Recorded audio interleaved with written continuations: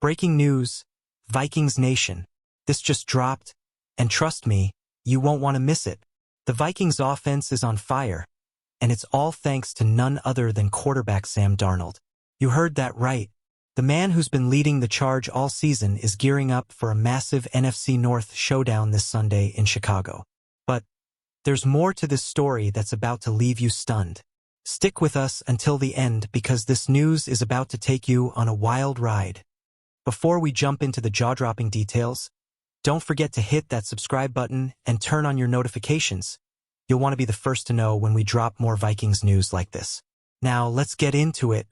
On Thursday, Sam Darnold took the field with his usual firepower, ready to lead the Vikings into another critical matchup. But what makes this so interesting is the context. Darnold, who was listed as a limited participant earlier this week due to a foot injury, is back and primed for a major role in one of the most intense NFC North rivalries, the Vikings versus the Bears. But here's the kicker. This isn't your typical matchup.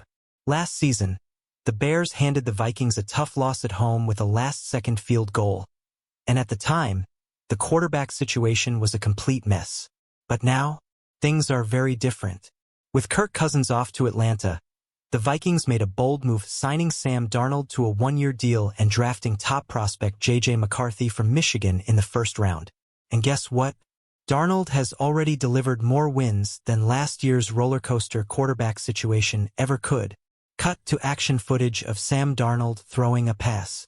With a stellar 8-2 record, the Vikings are rolling into Soldier Field with a 3-game win streak, and Sam Darnold has been the key.